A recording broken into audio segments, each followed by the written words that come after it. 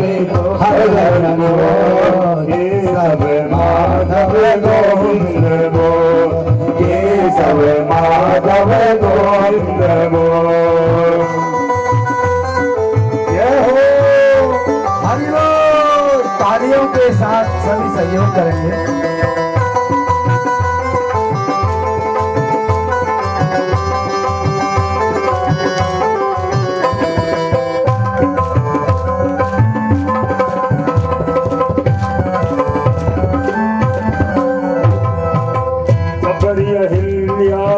सदन कसाई नाम जपन से मुक्ति पाई।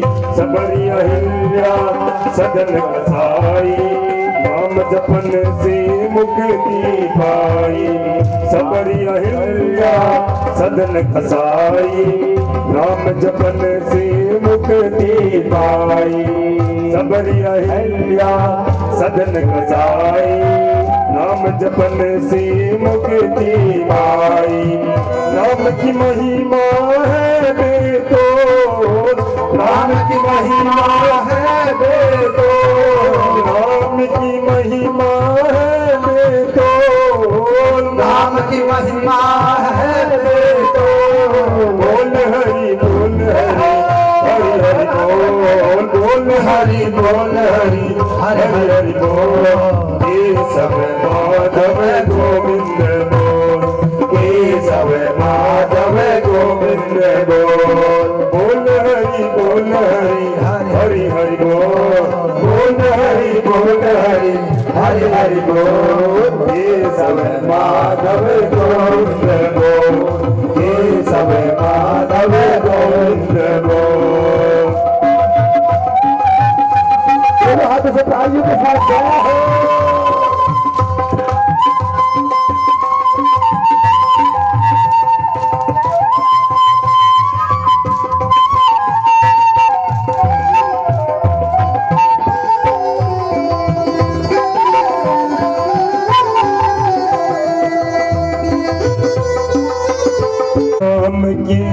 सब अधिकारी बालक वृद्ध युवा नर नारी राम राम के अधिकारी नारियों के राम नाम के सब अधिकारी बालक वृद्ध युवा नर नारी। राम नाम के सब अधिकारी बालक युवा नर नारी।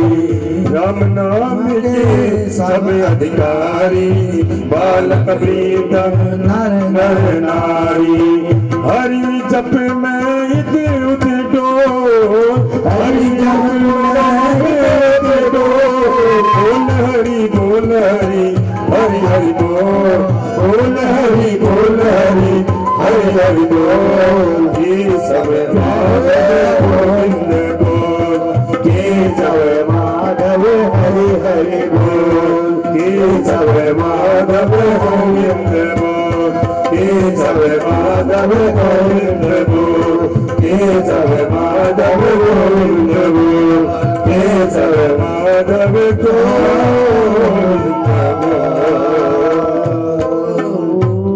मुकुंद बिहारी भगवान की जय हो। बोल कंस मर्दन भगवान की जय हो। अब कंस का जब गोविंदाय नमः हुआ तो कंस के 8 भाई भगवान को मारने के लिए दौड़ पड़े। दाऊ दादा ने कुबलिया पीड़ हाथी के जो दांत थे दोनों उन्हीं दांतों से 8 के 8 भाइयों का गोविंदाय नमः कर दिया। अब देखो मामा मार दिया, मामियां बेचारी रोने लग गई। अस्थि और प्राप्ति 2 मामियां हैं, कंस की 2 पत्नियां हैं। कन्हैया उनके पास गए। कन्हैया बोले मामी जी हमने नहीं मारा, हम तो मामा के गले लग रहे थे, मामा को हार्ट अटैक आ गया। बोला राधे राधे। तो अस्थि प्राप्ति अपने पति कंस की बड़ी प्रशंसा कर रही है। देखो हमारे पति कितने धर्मात्मा थे, कितने दयालु थे, कितने रक्षक थे। एक भी गुण नहीं है कंस में, लेकिन मरने के बाद कितना भी बड़ा खतरनाक दुश्मन, घूसखोर, भ्रष्ट मर जाए, सब कहते हैं बड़े दुख की बात है, फलाना व्यक्ति चला गया। तो मरने के बाद हमेशा सद्गुणों की व्याख्या की जाती है, अवगुणों को सामने नहीं लिया जाता। तो अस्थि और प्राप्ति भी अपने पति के बड़ी प्रशंसा कर रही कि आज मेरे स्वामी चले गए। कितने धर्मात्मा थे और कितना धर्म किया हो तो सब जानते। कंस का गोविंदाय नमः करने के बाद भगवान अपने माता पिता देवकी वसुदेव के पास आए। 11 साल के बाद मिल रहे हैं भगवान। मातरम पितरम चैव मोचयित्वा बंधना। तो उस बंधन से जो जेल खाने में माता पिता देवकी वसुदेव हैं, उनको बंधन से भगवान ने मुक्त किया और प्रणाम किया। माँ देवकी पिता वसुदेव मन में सोच रहे कि जिस कन्हैया ने जन्म लेते ही ब्रह्मांड निकाया निर्मित काया रोम रोम प्रतिभेद कहे,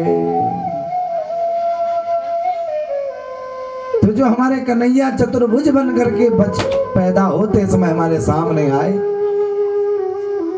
आज उस कन्हैया का चतुर्भुज का जो स्वरूप था, आज कर्म भी देख लिया तो बड़े गदगद हो गए मैया बाबा। भगवान ने मैया बाबा को प्रणाम किया, उनकी आराधना की। देवकी वसुदेवश्च विज्ञाय जगदीश्वरो।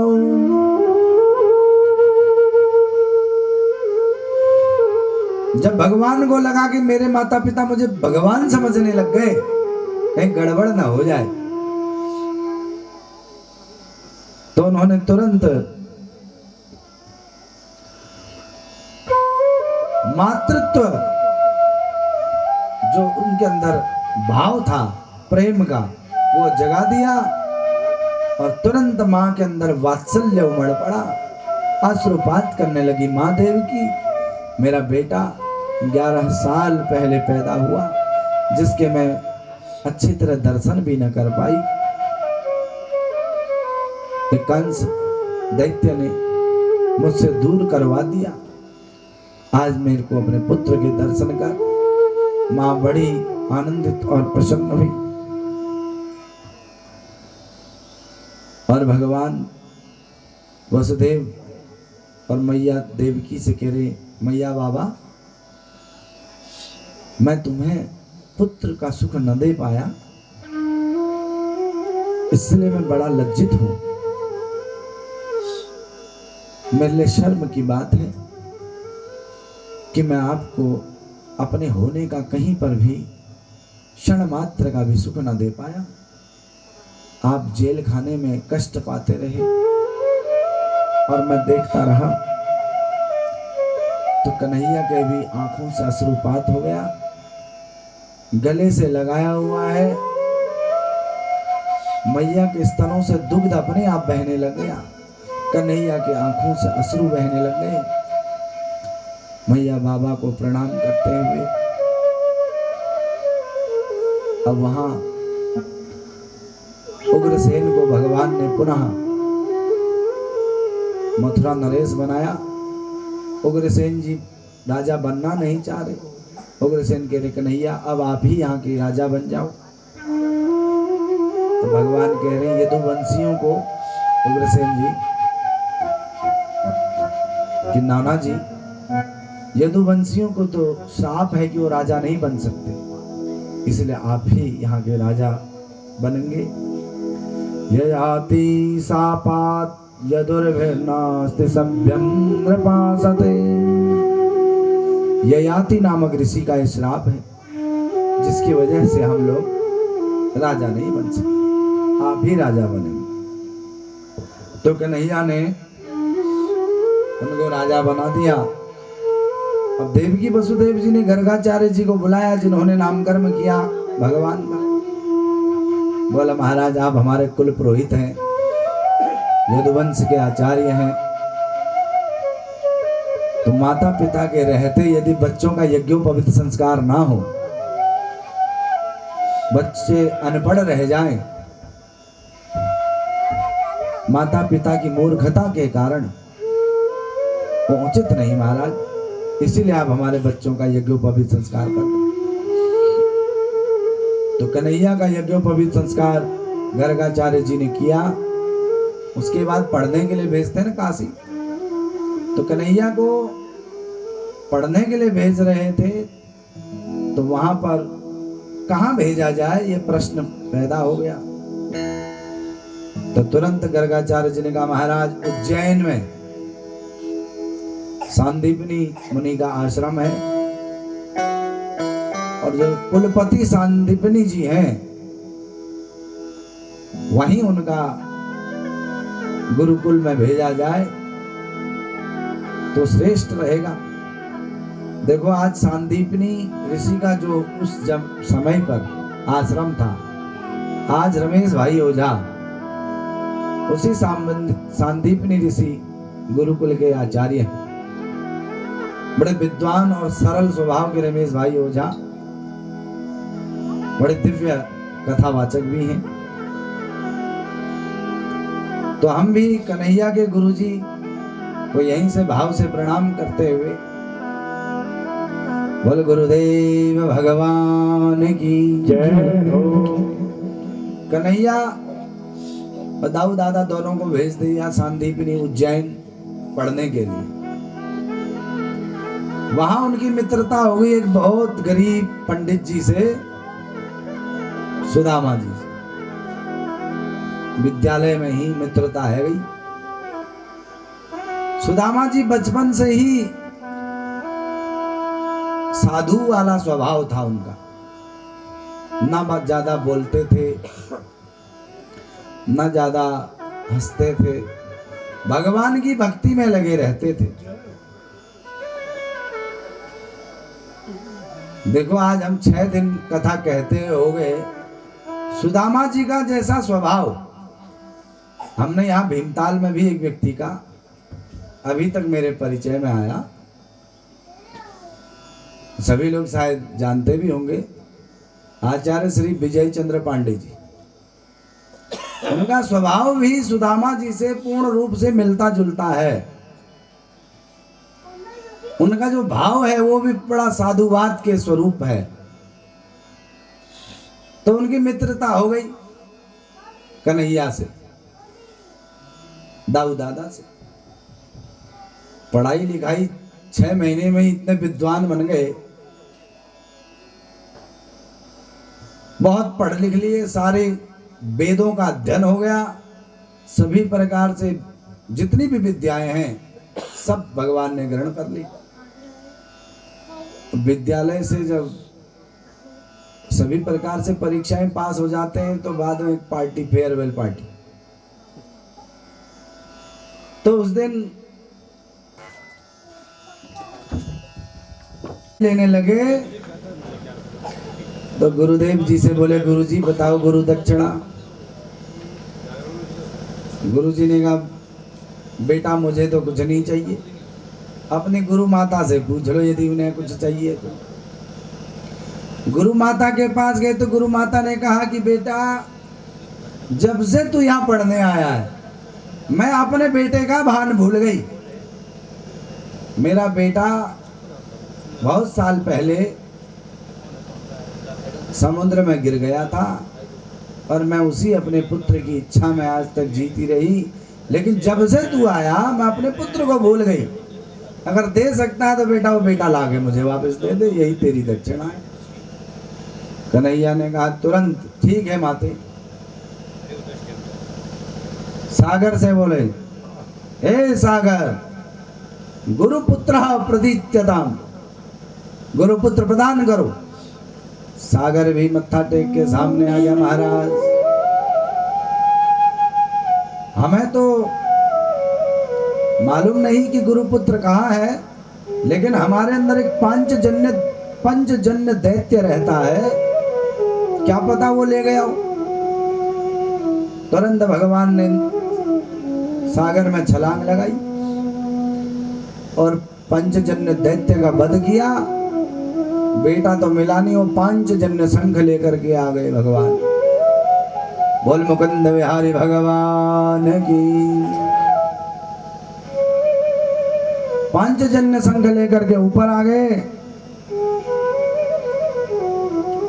जैसे ही शंख लेकर के आए तो यमराज के दरवाजे पर जा करके वो शंख बजा दिया। इतनी तेजी से शंख बजाया कि एक बार हम भी बजा देते हैं यहां से।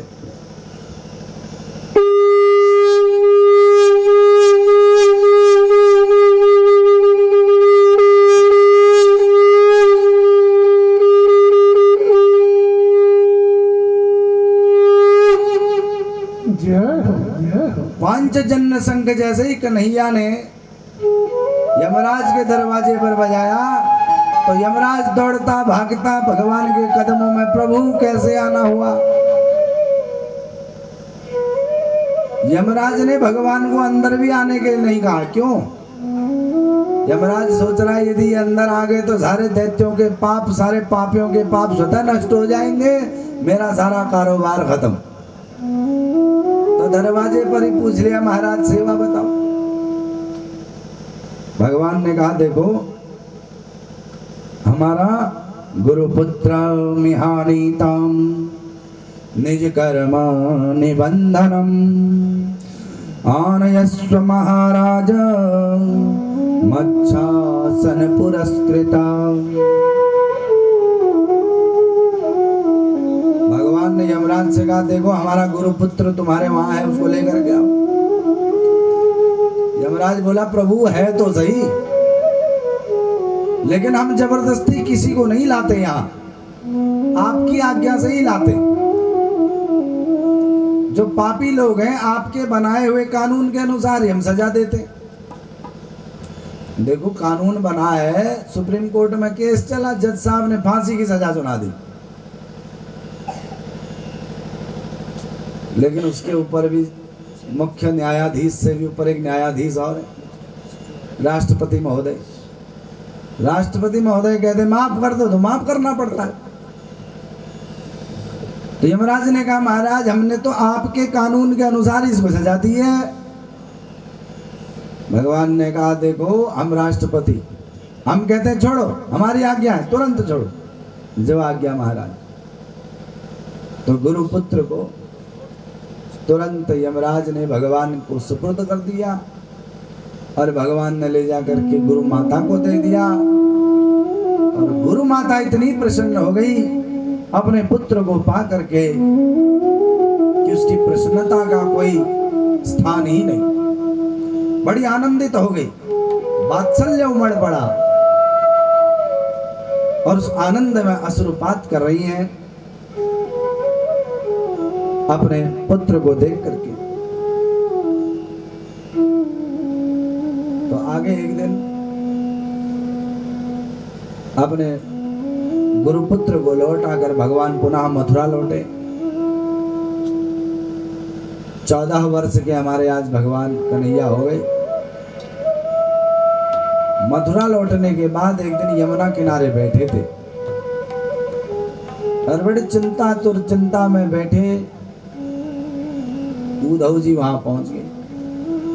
उद्धव जी वेद पुराण के प्रकांड विद्वान, कन्हैया के पास आकर बोले कन्हैया तुम्हारा चेहरा क्यों लटका हुआ है भैया। कन्हैया ने कहा उद्धव जी क्या बताऊं, ब्रजवासी गोपियां मेरे बगैर कैसे रह रही होंगी जब मुझे इतनी पीड़ा हो रही है। ब्रजवासियों की उनको कितनी पीड़ा हो रही होगी। उद्धव कह रहे हैं इतनी चिंता है तो चले जाओ ना, वहीं उन्हीं के साथ रहना। कन्हैया कह रहे हैं देखो उद्धव तुम तो हास्य में लेकर के जा रहे हो, मजाक कर रहे हो, मैं अपने मन की पीड़ा तुम्हें बता रहा हूं। यदि कंस के ससुर को पता चल गया कि मेरे दामाद को मारने वाला ये कृष्ण और वृंदावन चला गया, तो मथुरा वालों का जीना मुश्किल कर देगा, आक्रमण करके सबको नष्ट कर देगा। इसीलिए मैं वृंदावन नहीं जा पा रहा हूं।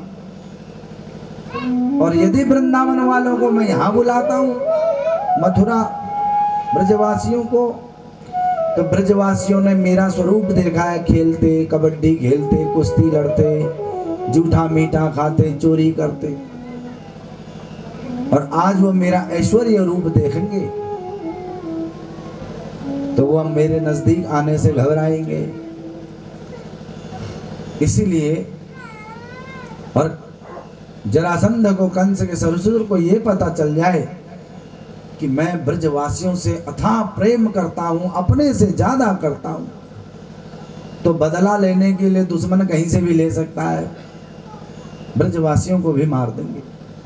इसीलिए उद्धव, तुम बड़े विद्वान हो, अपने ज्ञान का प्रयोग करके, अपने विद्वता का प्रयोग करके तुम तुरंत जाओ वृंदावन और गोपियों को समझाओ। तो उद्धव ने भी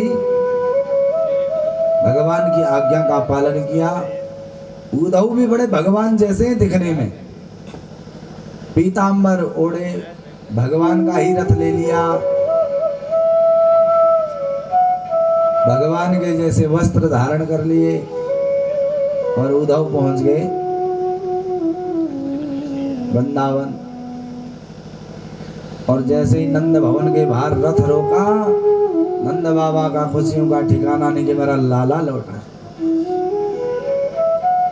और यहाँ झगड़ा जब हुआ, कंस के मरने के बाद, जब नंद बाबा ने कन्हैया से कहा अच्छा बेटा चलो, कन्हैया ने नंद बाबा से कहा कि बाबा मैं इतने वर्षों से आप ही के साथ था, अब मैं कुछ दिन अपने मैया बाबा के साथ भी रह लूं, देवकी वसुदेव की सेवा कर लूं।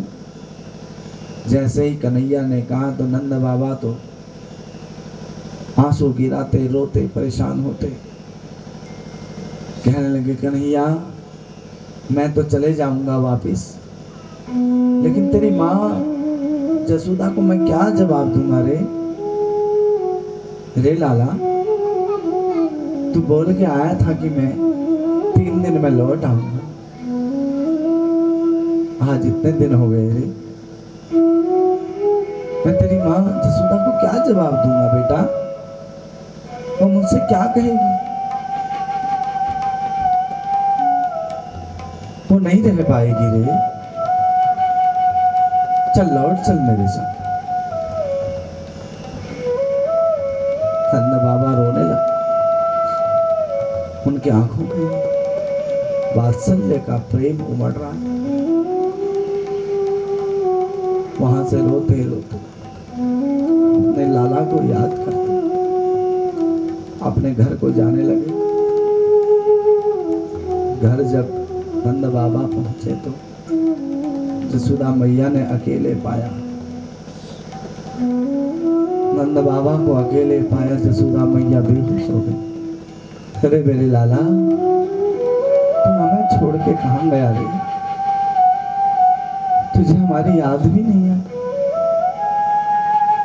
लाला, तुझे अपनी माँ की बिल्कुल भी फिक्र नहीं है।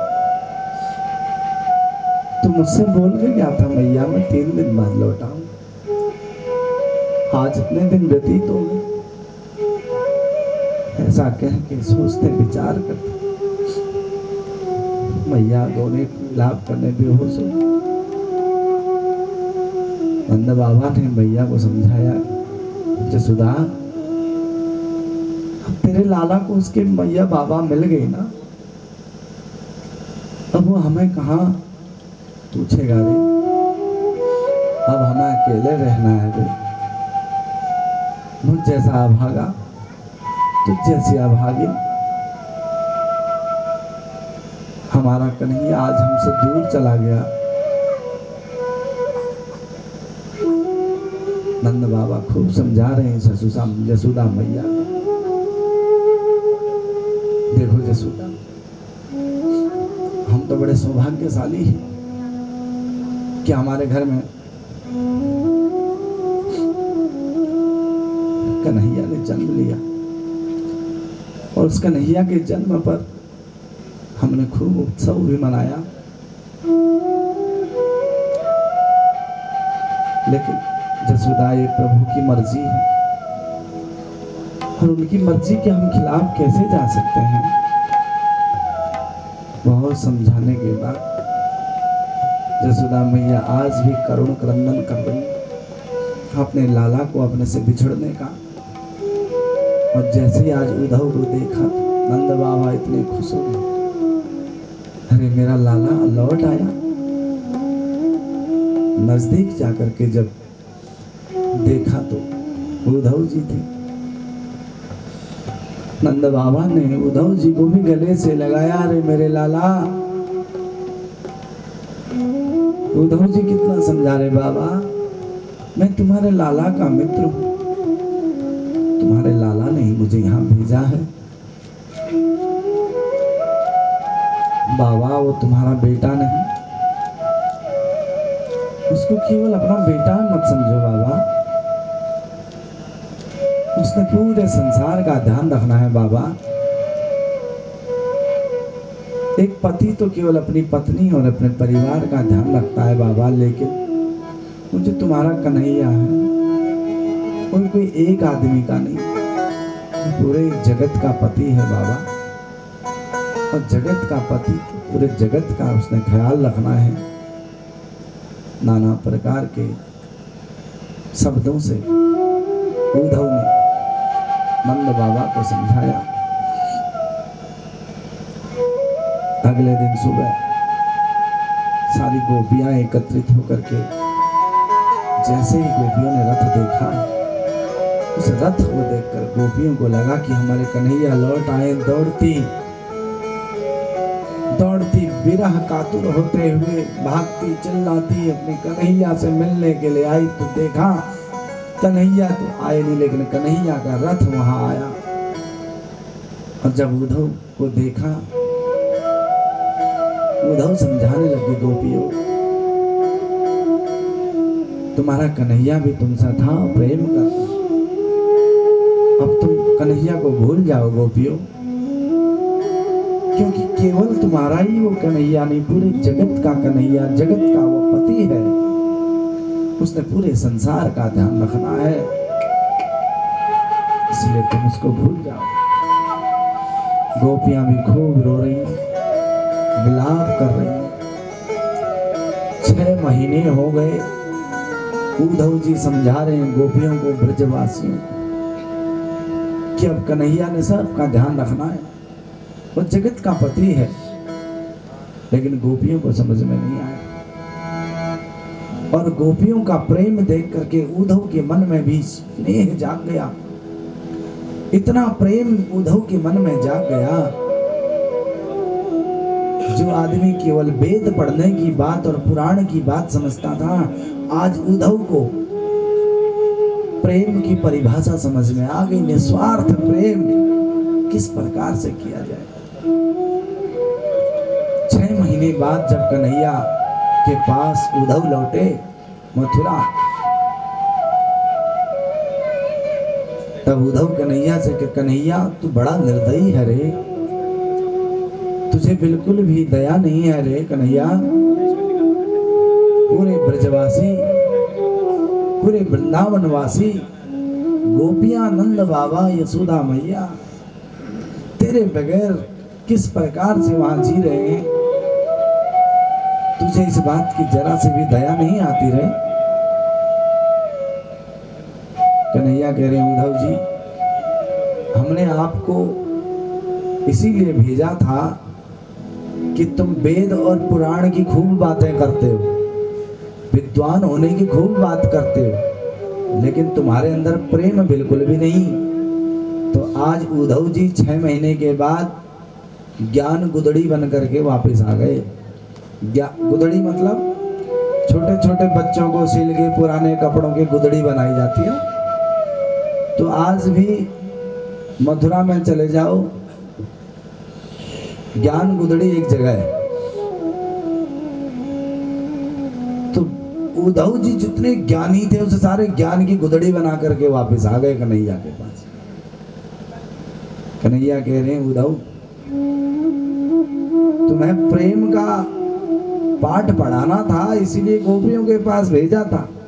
प्रेम क्या होता तुम्हारी समझ में नहीं आता, कितना भी तुम्हें समझा लो। अब पता चला प्रेम क्या होता है, वो भी निस्वार्थ प्रेम।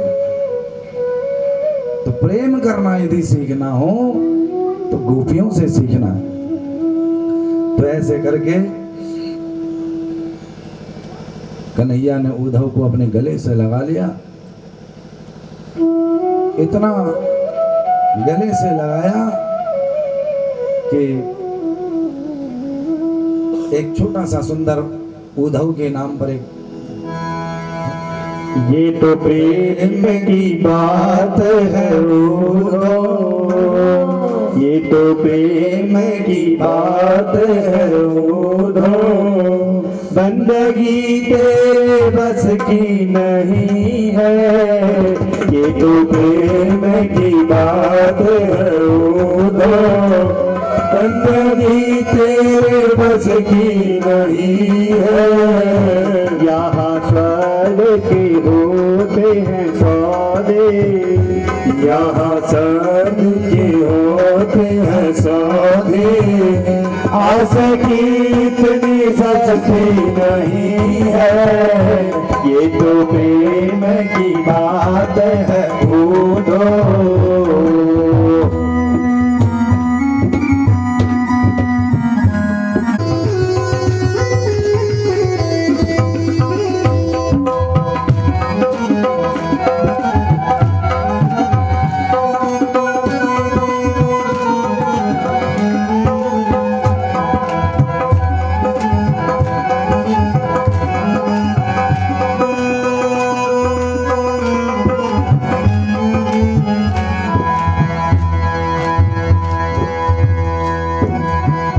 प्रेम वालों ने जब वक्त पूछा, उनकी पूजा में सुन ले उद्धव।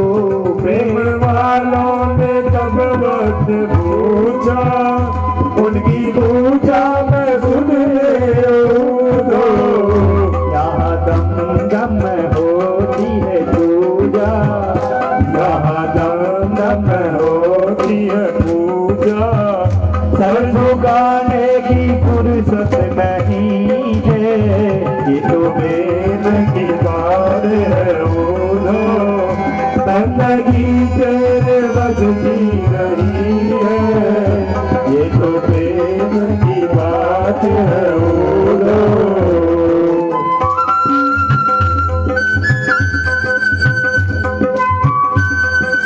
हरि बोल, राधे श्री राधे। दोनों हाथ में मीठी मीठी तालियां।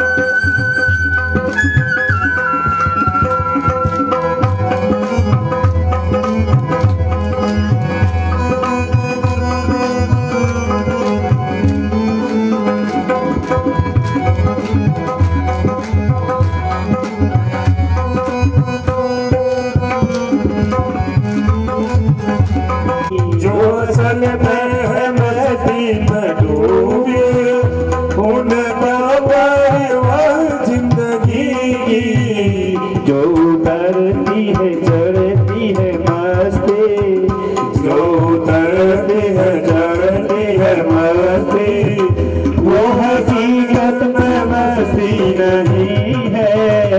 ये जो प्रेम की बात है उद्धव, बंदगी तेरे बस की नहीं है।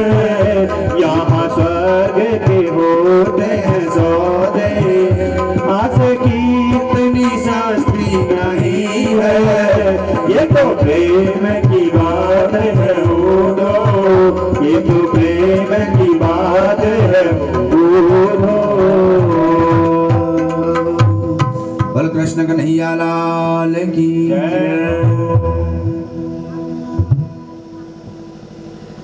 वृंदावन में प्रेम इतना जबरदस्त है, निस्वार्थ प्रेम। धर्म सम्राट कल्पात्री जी महाराज कहा करते थे कि कल्पतरु कल्पितम संकल्पितम सा ददाति, जो संकल्प करो तुरंत मिल जाए वो कल्पतरु। कल्पतरु वृक्ष में इतनी ताकत है, मन में कुछ भी मांग लो मिल जाएगा, लेकिन भगवान को प्राप्त कराने की शक्ति वहां भी नहीं। लेकिन वृंदावन में कहीं पर भी बैठ के अब भगवान का स्मरण करो तो सामने प्रभु दर्शन देते हैं। वृंदावन के वृक्ष को मरम न जाने कोई, डाल डाल और पात पात पे राधे राधे हो। वहां रिक्शे वाले का रिक्शे में घंटी नहीं, ऑटो वाले के ऑटो में हॉर्न नहीं, राधे राधे। हिंदू बोले राधे राधे, मुस्लिम बोले राधे राधे, सिख बोले राधे राधे, ईसाई बोले राधे राधे। तो वृंदावन में राधा रानी की सरकार और ऐसा मनोरथ पूर्ण हो जाए, पत्ते पत्ते में राधे राधे, जहां देख लो जिसको देख लो सबके मुख से राधे राधे। तो हम भी उस राधा रानी और भगवान श्री कृष्ण का स्मरण करते हुए आगे पहुंचते हैं, दसम स्कंद में प्रवेश करते हैं, जो कि भागवत का उत्तरार्ध है। भागवत का उत्तरार्ध माने अब भागवत पूर्णता की ओर जा रही।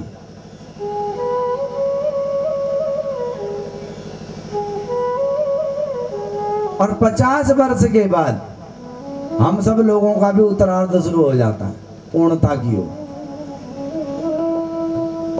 भागवत भी पूरी होने वाली, हम लोग भी 50 वर्ष के बाद जब 50 वर्ष में पहुंचे तो उत्तरार्ध हमारा भी चालू हो जाता है, आरंभ हो जाता है। न जाने कहां पर मोच आ जाए पैर में।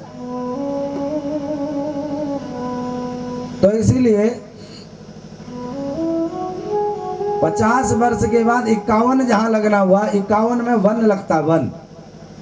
तो पता चल गया भी वन को भेजो, 52, 51 वन को जाने का समय आ गया। और घर में नाती पोते हो जाए, नाती पोते बाबा बाबा कहने लग जाए तो समझ लो बाबा बनने का नंबर आ गया। बोलो राधे राधे, जय राधे। जहाँ नाती पोतों ने बाबा बाबा बाबा शुरू किया तो समझ लो बाबा बन जाओ, बाबा बनने का अवसर आ गया।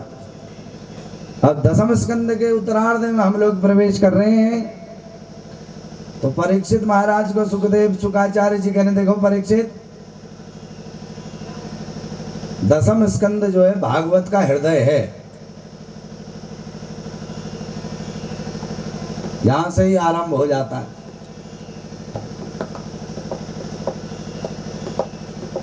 कंस की भगवान ने उनको गोविंदाय नमः तो कर दिया। दोनों बेटियां अस्थि प्राप्ति पिताजी के पास पहुंची। जरासंध, जरासंध, जरा माने बुढ़ापा, और यहां भी जरासंध आ गए। 50 वर्ष के बाद जरा देवी धीरे धीरे आरंभ कर देती आक्रमण करना, बुढ़ापा।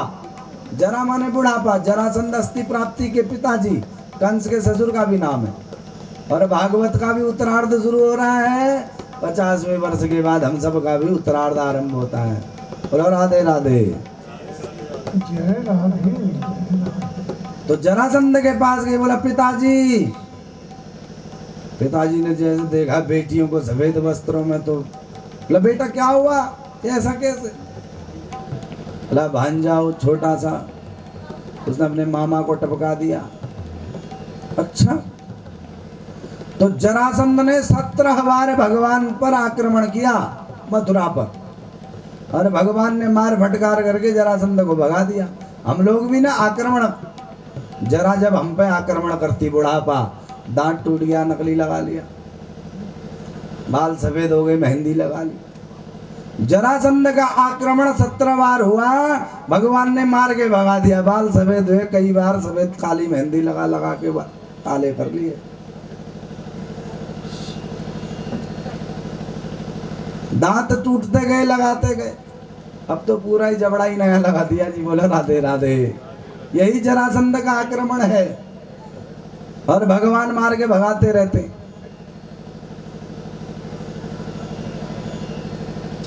खाने की पाचन क्रिया कमजोर, जरासंध का आक्रमण, बुढ़ापे का। देखिए नाम भी भागवत में इतने दिव्य हैं कि जो हमारे जीवन के साथ जुड़े हुए हैं।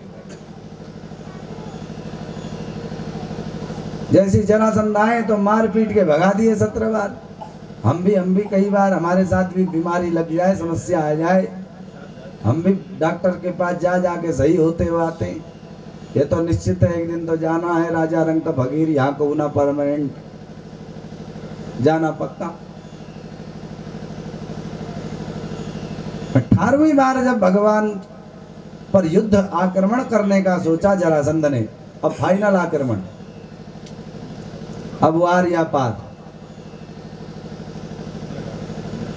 युद्ध करना आरंभ किया। 25 वर्ष में द्वारकाधीश बन गए, भगवान होने वाले हैं 25 वर्ष के। जरासंध ने 18वां युद्ध करने की सोची तो नारद बाबा ने काल यवन को भेज दिया।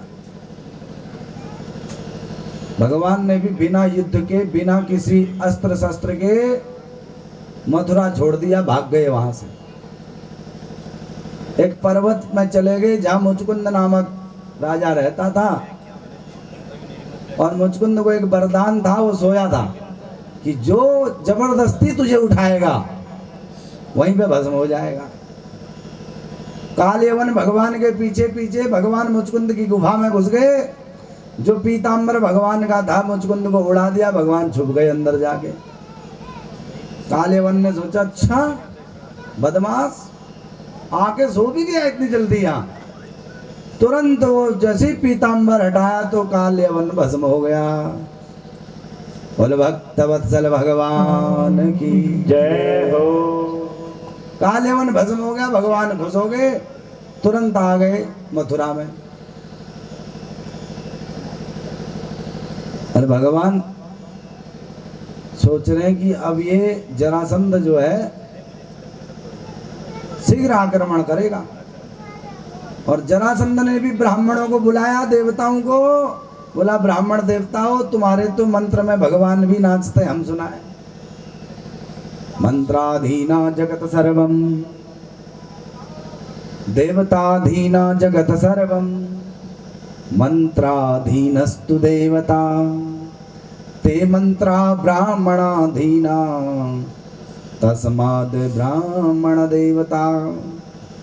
और जो ब्राह्मण देवताओं को भी नचा दे अपने मंत्रों की ताकत से, और जिसके अधीन पूरा जगत है, सारे ब्राह्मण बुलाए। जरासंध ने बोला, करो रुद्राभिषेक, वेद पाठ आरंभ कर दो, हम जा रहे हैं युद्ध करने के लिए और हम विजय श्री मिलनी चाहिए। ब्राह्मणों ने कहा अवश्य विजयी मिलेगी।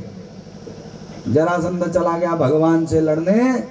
अब भगवान को जैसे देखा जरासंध आ रहा है, जरासंध, वहां ब्राह्मण भी बैठे। भगवान अब ब्राह्मणों का आदर करते हैं, भगवान भी ब्राह्मणों का मान सम्मान भी रखना है भगवान ने, और जरासंध से युद्ध भी जीत रहे हैं। भगवान तो फंस गए समस्या में। अब ब्राह्मणों की इज्जत रखेंगे, युद्ध हारे।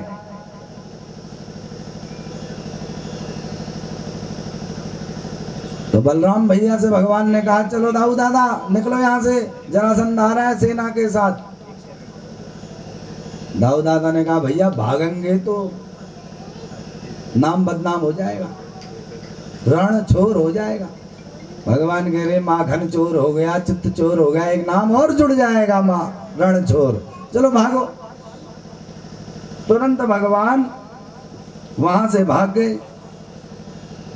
प्रवर्षण नामक पर्वत में गुजरात में जाकर के भगवान भागे और तुरंत देव शिल्पिन महाभाग देवानाम कार्य साधक विश्वकर्मा नमस्तुभ्यं सर्वाभीष्ट फलप्रदम।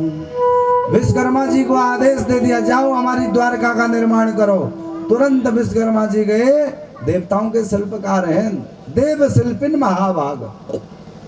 विश्वकर्मा जी ने द्वारका का निर्माण कर दिया और भगवान जाके प्रवर्षण पर्वत में चढ़ गए। जरासंध ने पूरे पर्वत को चारों तरफ से घेर लिया, बोला जाएगा कहाँ। पूरे पर्वत को आग के हवाले कर दिया। भगवान ने लगाई छलांग सीधे अपनी द्वारका में। बोले द्वारकाधीश भगवान की जय हो। भगवान द्वारका पहुंच गए। जरासंध सोच रहा आनंद आ गया। शंख का उद्घोष करता हुआ जरासंध शंख का उद्घोष करता हुआ ब्राह्मणों के पास आकर, महाराज आपके आशीर्वाद से विजय मिल गई। दोनों भैयाओं का काम हो गया, अग्नि के हवाले कर दिया। और देवताओं को खूब, उस दिन से जरासंध ब्राह्मणों का परम भक्त बन गया और रोज कई कई सारे ब्राह्मण रुद्राभिषेक करते हैं उसके घर में। और ब्राह्मण जो कहे वो मना नहीं करता, जो दान मांग लिया तो अवश्य देता है। परीक्षित ने भगवान से, सुखदेव महाराज से पूछा कि महाराज एक बात बताओ, मैंने सुना कि हमारे कन्हैया की जो शादी है ना, जबरदस्ती भगा करके ले गए, सुना मैंने, सच बात है क्या? सुखदेव कह रहे हैं, देखो परीक्षित, अब मैं तुम्हें समझाता हूं कि कन्हैया का विवाह कैसे हुआ। तैयार तो भजन भी हुआ। तो कन्हैया के पहला विवाह हमारी रुक्मणी मैया से होता है। भीष्मक नरेश, महाराष्ट्र में विदर्भ क्षेत्र है, वहां एक भीष्मक एक राजा है, विदर्भ देश का राजा। उनके 5 बच्चे, रुक्मी, रुक्मबाहु,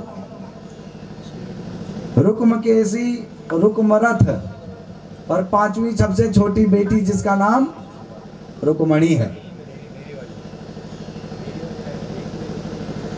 तो एक दिन जब बिटिया बड़ी हो जाए तो पिता को चिंता तो हो ही जाती विवाह की, हाथ पीले समय पर हो जाए तो ठीक ही था।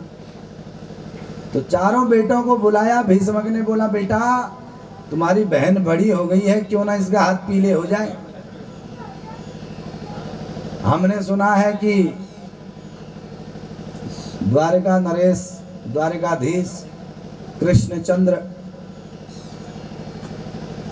बहुत सुंदर बालक है, रुक्मणी का क्यों ना उसके साथ विवाह कर दिया जाए। जैसी बिटिया ने सुना तो वो तो खुशी न फूले समाई कि अब तो हमारे प्राण वल्लभ हमें मिल ही जाएंगे। रुक्मणी ने अपने हृदय में बैठा लिया कन्हैया को और सोच लिया विवाह होगा तो कन्हैया से, नहीं तो आत्महत्या कर लूंगी। और बेटों से आज्ञा पूछी तो रुक्मणी का बड़ा भाई रुक्मी कह रहा, अरे पिताजी कैसी बात करते, उस रणछोर से हम अपनी बहन का विवाह करेंगे, कितनी बदनामी हो जाएगी हमारी। वो माखन चोर, द्वारिका में समुद्री डाकू है, वो समुद्र में बैठे बैठे व्यापार करता है। ने पत्र भगवान को पकड़ाया। भगवान कह रहे, पंडित जी आप ही पढ़ के सुना दो। तो पंडित जी ने वो पत्र पढ़ करके कन्हैया को सुनाया। तो कन्हैया ने सोचा कि अब तो, क्या लिखा था उसमें, बोला कन्हैया देखो, शेर का हिस्सा गधा खा जाए तो शेर की बेइज्जती होती है, हिस्सा रखने वाले की बेइज्जती नहीं होती। अब तुम शेर हो, तुम्हारा हिस्सा मैं हूं, ये शिशुपाल नामक गीदड़ मुझे ले जाएगा तो तुम्हारी बेइज्जती हो जाएगी। अब अपनी इज्जत संभालना चाहते हो तो मुझे उठा के ले जाओ। कैसे? बोला मैं अपने हाथों में मेहंदी लगा के, आपका स्मरण करके, श्रृंगार धारण करके गौरी माता का पूजन करने जाऊंगी, गौरी पूजन मंदिर में, और वहां तुम आना, मुझे उठा करके भगा ले जाना और हम फिर विवाह कर लेंगे। प्रेम विवाह की जो चर्चाएं तो काफी पुरानी है, आज कोई नई नहीं है। तो भगवान ने भी तुरंत सोचा कि चले, तो उससे पहले एक भजन कर लेते कि मेहंदी देखो कितने सुंदर, सुंदर मेहंदी रुक्मणी के हाथों में जच रही है। क्या कह रही है?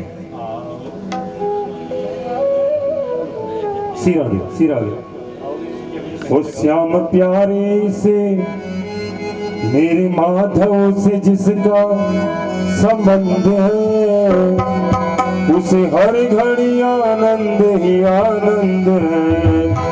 श्याम प्यारे से जिसका संबंध है, उसे हर घड़ी आनंद ही आनंद है। श्याम प्यारे से जिसका संबंध है, उसे हर घड़ी आनंद ही आनंद है। श्याम प्यारे से मेरे राघव से जिसका संबंध है, उसे हर घड़ी आनंद ही आनंद है। श्याम प्यारे से जिसका संबंध है, उसे हर घड़ी हर आनंद है। मेरे माधव से मेरे कान्हा से जिसका संबंध है, उसे हर घड़ी आनंद ही आनंद है। उसे हर घड़ी आनंद ही आनंद है। जय हो।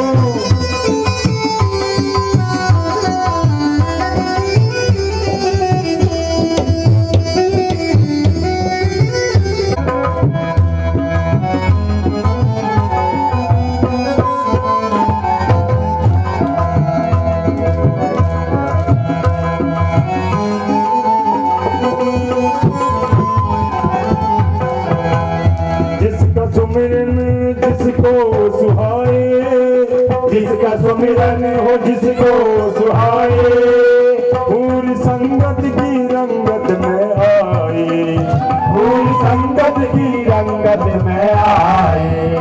जिसका सुमिरन हो जिसको सुहाए, पूरी संगत की रंगत में आए। जिसका सुमिरन हो जिसको सुहाए, पूरी संगत ही रंगत में आए। जिसके हृदय में बाले मुकुंद है, जिसके हृदय में बाले मुकुंद है, उसे हर घड़ी आनंद ही आनंद है। श्याम प्यारे से जिसका संबंध है, उसे हर घड़ी आनंद ही आनंद है।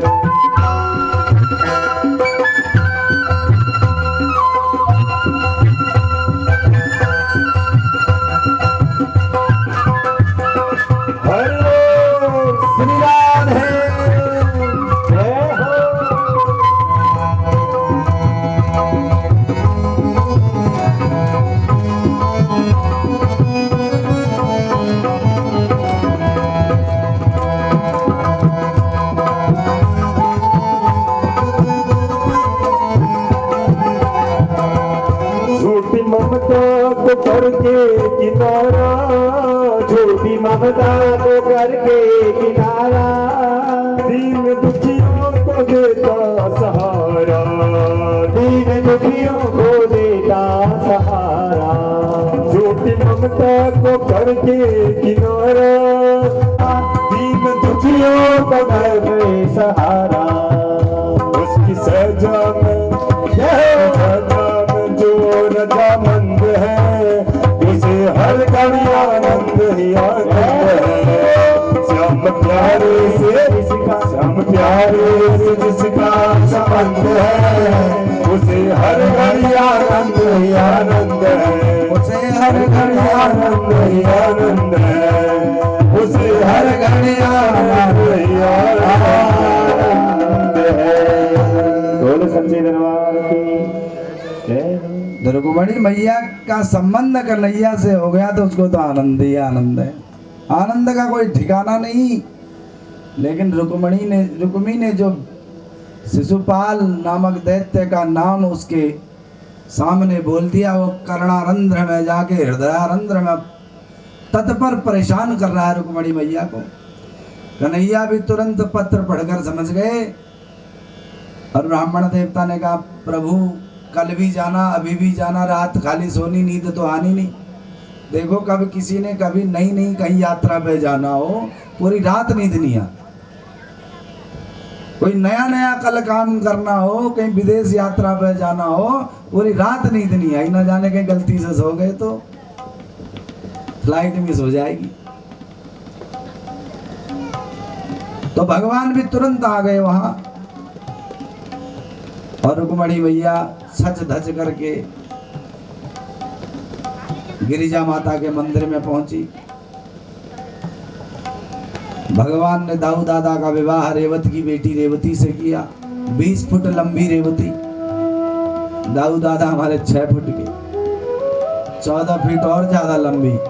फिर मूसल से छील करके रेवती मैया को छोटा किया, तब उनका विवाह दाऊ दादा से हुआ।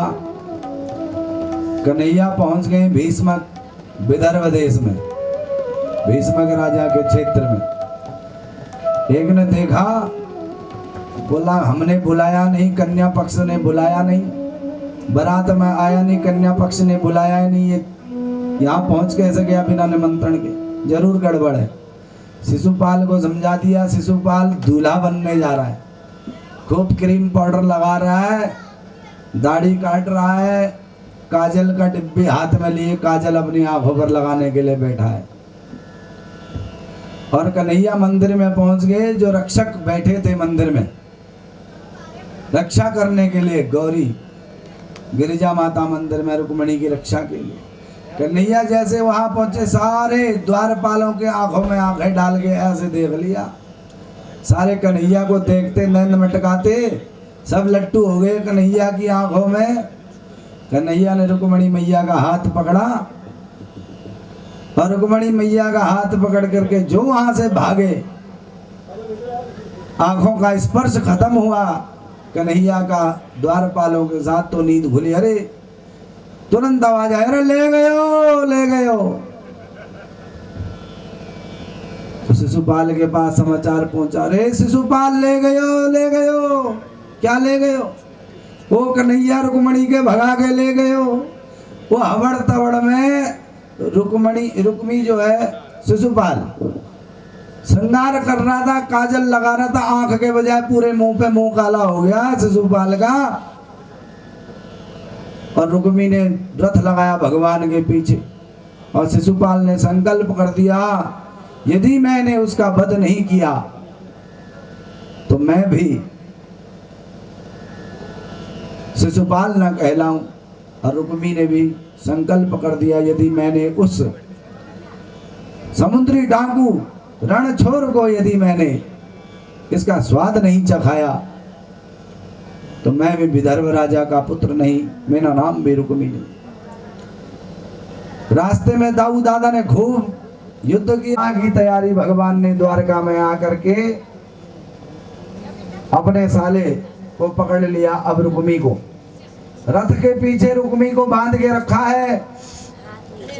दाऊ दादा आए, भैया कन्हैया शादी से पहले साले को ऐसे क्यों बांध रखा है? रथ में डाल रखा है बांध के,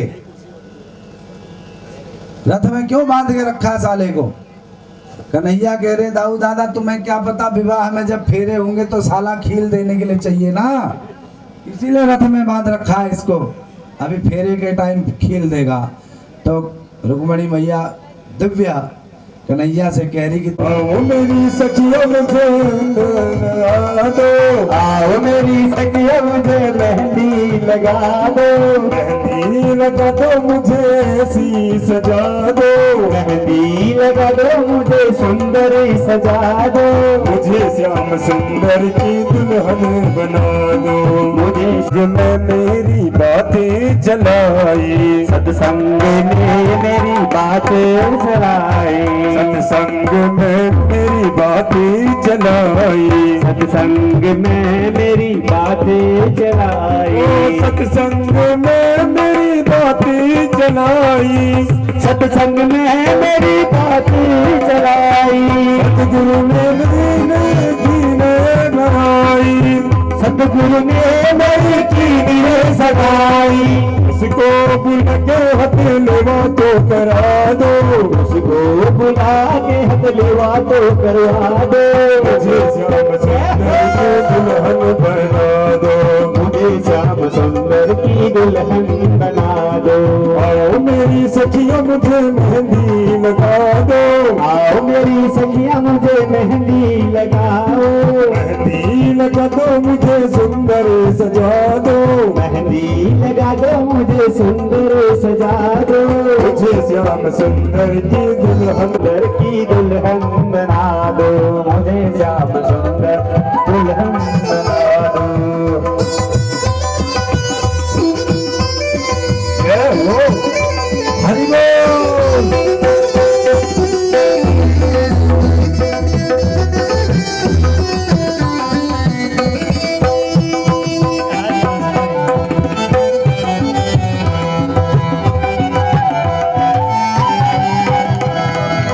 ऐसी पहनो चूड़ी कबहू न टूटे, ऐसी पहनो चूड़ी कबहू न टूटे, ऐसा बरूदुल्ला कबहू न छूटे, ऐसा बरू दूल्हा कबहू न छूटे, ऐसी मैं पहनो चूड़ी कबहू न टूटे, ऐसी पहनो चूड़ी कबहू न टूटे, ऐसा बरूदुल्ला कबहू न छूटे, ऐसा बरू दूल्हा कबहू न छूटे।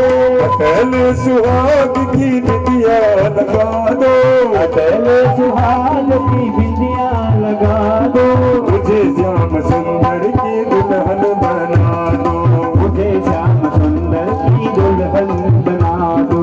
आओ मेरी सखियों मुझे मेहंदी लगा दो, आओ मेरी सखियां मुझे मेहंदी लगा दो, मेहंदी लगा दो मुझे सुंदर सजा दो, मेहंदी लगा दो मुझे सुंदर सजा दो, मुझे श्याम सुंदर की दुल्हन बना दो, मुझे श्याम सुंदर की दुल्हन बना दो, मुझे श्याम सुंदर की दुल्हन बना दो, मुझे श्याम सुंदर की दुल्हन बना दो।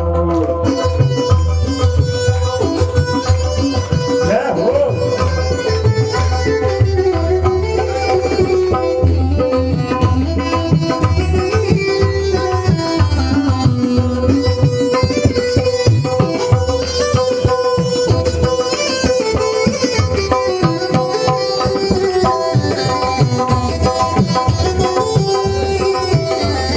जय हो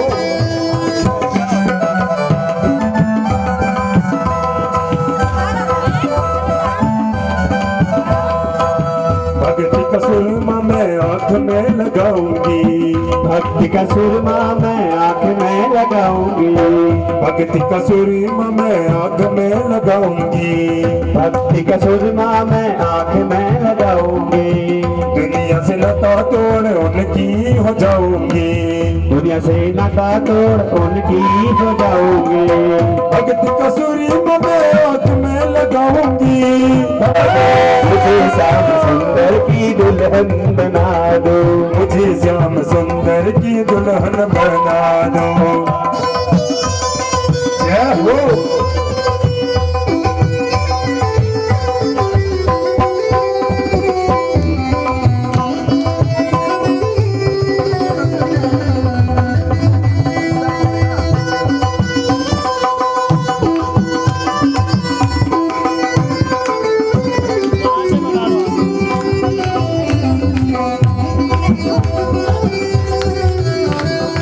नाचो सभी लोग उत्सव मनाएंगे, सभी लोग जिसके मन में है आइए आगे नृत्य के लिए। भगवान के नाच में जैसे अपने परिवार में नाचते हैं वैसे प्रकार से आज भगवान के विवाह में भी नाचेंगे। बांध के घुंघरू में उनको रिझाऊंगी, बांध के घुंघरू में उनको रिझाऊंगी, बांध के घुंघरू में उनको रिझाऊंगी, बांध के घुंघरू में उनको रिझाऊंगी, एक एक तारा श्याम श्याम गाऊंगी,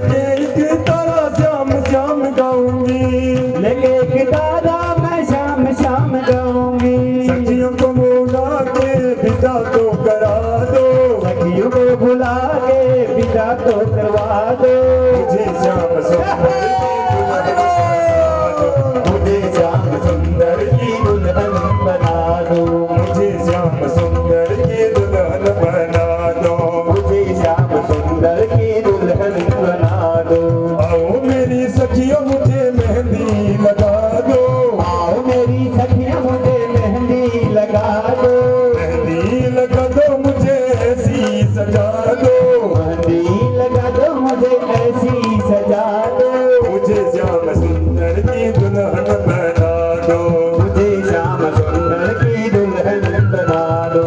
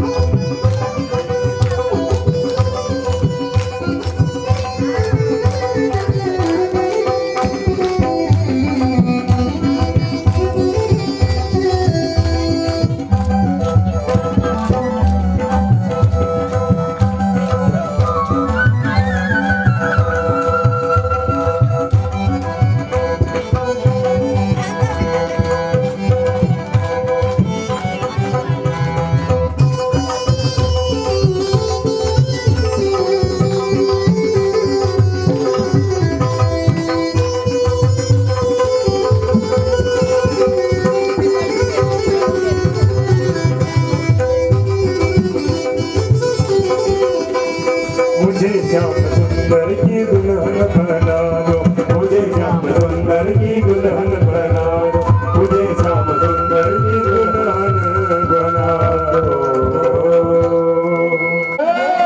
बोल द्वारकाधीश भगवान की, बोल रुक्मणी मैया की। नंदलाल की जोड़ी का जवाब नहीं, दुल्हा बनी है नंदलाल जोड़ी का जवाब नहीं, दुल्हा बनी है नंदलाल की जोड़ी का जवाब नहीं, दुल्हा बनी है नंदलाल की जोड़ी का जवाब नहीं, की जोड़ी का जवाब नहीं है हो, की जोड़ी का जवाब नहीं है हो, की जोड़ी का जवाब नहीं, की जोड़ी का जवाब नहीं, दुल्हा बनी है नंदलाल की जोड़ी का जवाब नहीं, दुल्हा बनी है नंदलाल की जोड़ा का जवाब नहीं।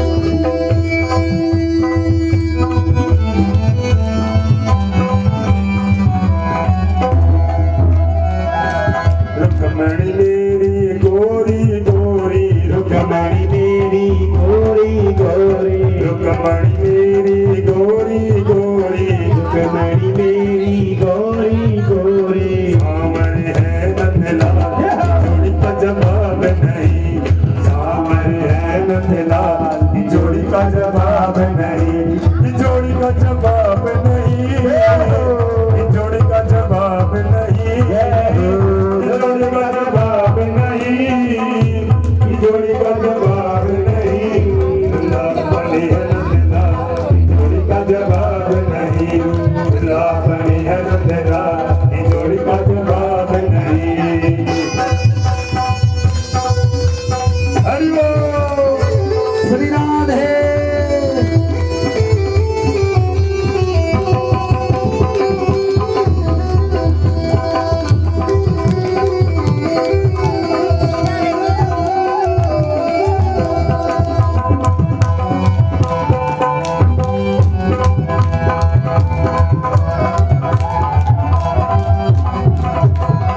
रुक्मणियों ने लाल चुनरिया, रुक्मणियों ने लाल चुनरिया, रुक्मणियों ने लाल चुनरिया, रुक्मणियों ने लाल चुनरिया, लाल चुनरिया लाल चुनरिया, लाल चुनरिया लाल चुनरिया, लाले कमली नंदलाल जोड़ी का जवाब नहीं, लाले कमली नंदलाल की जोड़ी का जवाब नहीं, की जोड़ी का जवाब नहीं हो, की जोड़ी का जवाब नहीं हो, की जोड़ी का जवाब नहीं, की जोड़ी का जवाब नहीं, दुल्हा बनी है नंदलाल की जोड़ी का जवाब नहीं, दुल्हा बनी है नंदलाल की जोड़ी का जवाब नहीं, दुल्हा बनी है नंदलाल की जोड़ी का जवाब नहीं।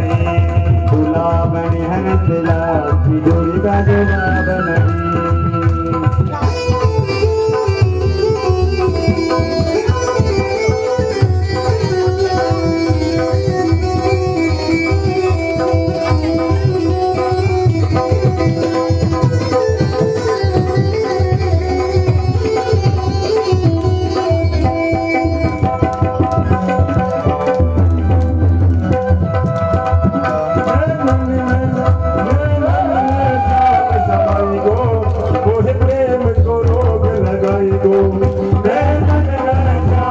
भाई गो मोहे प्रेम को रोग लगाई गो मैं मन में चाम समाई गो मोहे प्रेम को रोग लगाई गो नैनन में चाम समाई गो मोहे प्रेम को रोग लगाई गो।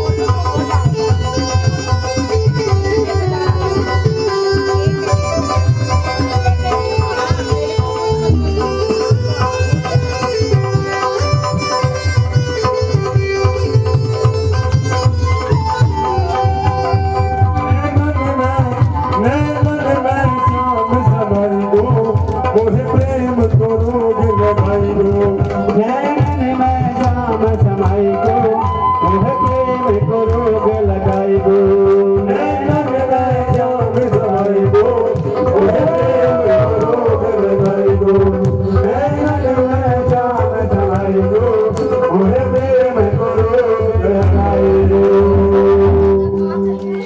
तो माँ गिरिजा माता की आराधना को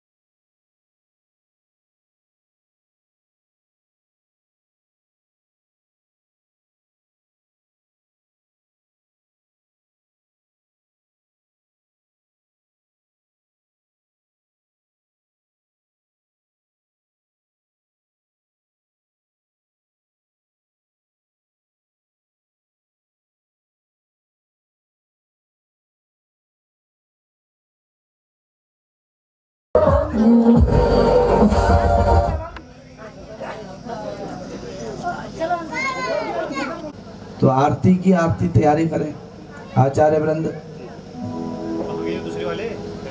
आरती है आरती भक्त जनों को भवसागर से तारती। भागवत भगवान की है आरती भक्त जनों को भवसागर से तारती। भागवत भगवान की है आरती भक्त जनों को भवसागर से तारती। ये अमर ग्रंथ ये मुक्ति पंथ ये पंचम वेद निराला नवज्योत जलाने वाला। ये अमर ग्रंथ ये मुक्ति पंथ ये पंचम वेद निराला नवज्योत जगाने वाला। हरि नाम यही हरि नाम यही हरि नाम यही हरि नाम यही जग के मंगल की आरती पापियों को पाप से है तारती। श्री भागवत भगवान की है आरती भक्त जनों को भवसागर से तारती। ये शांति गीत पावन पुनीत पापों को छुड़ाने वाला हरि तरस कराने वाला। ये शांति गीत पावन पुनीत पापों को मिटाने वाला हरि तरस कराने वाला। ये सुख करनी ये दुख हरनी ये सुख करनी ये दुख हरनी। ये सुख करनी ये दुख हरनी ये सुख करनी ये दुख हरनी। श्री मधुसूदन की आरती पापियों को पाप से है तारती। श्री भागवत भगवान की है आरती भक्त जनों को भवसागर से तारती।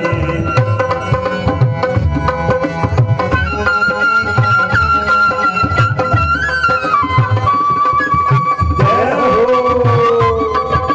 श्री राधे।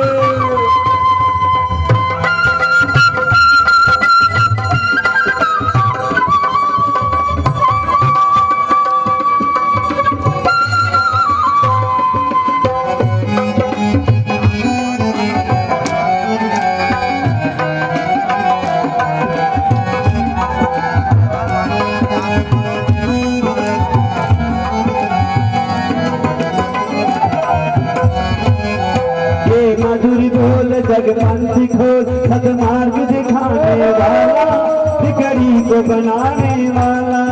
ये मधुर बोल पगपंथ गोल सन्मार्ग दिखाने वाला बिगड़ी को बनाने वाला। श्री राम यही घनश्याम यही श्री राम यही घनश्याम यही श्री राम यही घनश्याम यही श्री राम यही घनश्याम यही श्री राम यही घनश्याम यही श्री राम यही घनश्याम मही सबकी महिमा की आरती भक्त जनों को भवसागर से तारती। श्री भागवत भगवान की है आरती भक्त जनों को भवसागर से तारती। भागवत भगवान की है आरती भक्त जनों को भवसागर से तारती। श्री भागवत भगवान भगवान से तारती कर्पूर गौरम करुणावतारम संसार सारम पुलगीन्द्रहारम सदा वसन्तं हृदयारविन्द भवं भवानी सतं नमामि। त्वमेव माता च पिता त्वमेव त्वमेव बन्धुः सखा त्वमेव त्वमेव विद्या जगत् त्वमेव त्वमेव सर्वं मम देवदेव। श्रीरामुजय श्यामलकोमलाङ्गं सीता समारोपित मामय भागं बाणो महासायकचारिताम नमामि रामं रघुवंशनाथं। देवी प्रपन्नार्य प्रसीद प्रसीद मातर् जगदखिलस्य प्रसीद विजयेन्द्रपाहि मे त्वमीश्वरी देवी जनाचरण्य। मनोजवं मारुतुल्यवेगं जितेन्द्रियं बुद्धिमतां वरिष्ठं वातात्मजं वानयोधमूर्खं श्रीरामदूतं शरणं प्रपद्ये। श्रीरामदूतं शरणं प्रपद्ये श्रीरामदूतं शरणं प्रपद्ये। हरे राम राम राम हरे हरे हरे कृष्ण कृष्ण हरे हरे हरे राम राम हरे हरे हरे कृष्ण कृष्ण कृष्ण हरे हरे हरे राम राम राम हरे हरे कृष्ण कृष्ण कृष्ण हरे हरे हरे हरे राम राम राम हरे हरे हरे कृष्ण कृष्ण कृष्ण हरे हरे हरे राम राम राम हरे हरे हरे कृष्ण कृष्ण हरे हरे हरे कृष्ण कृष्ण कृष्ण हरे हरे हरे कृष्ण कृष्ण हरे हरे गुरु ब्रह्मा गुरु विष्णु गुरुदेवो महेश्वर गुरु साक्षात् परब्रह्म तस्मै श्री गुरुवे नमः सर्वे भवन्तु सुखिनः जन्मान्तकृतानि च तानि सर्वाणि अत्यन्तो प्रदक्षिणां पदे पदे नमः सर्वहितार्थाय जगदाधारहितवे साष्टाङ्गोऽयं प्रणामत्तो बृहत्तेन मया कृतं साष्टाङ्गनमस्कारान् समर्पयामि सशङ्खचक्रं सकिरीटकुण्डलं सपीतवस्त्रं सरसीरुहेक्षणं सहारवक्षस्तनकोद्भवस्त्रियं नमामि विष्णुं शीर्षां चतुर्भुजम् आवाहनं न जानामि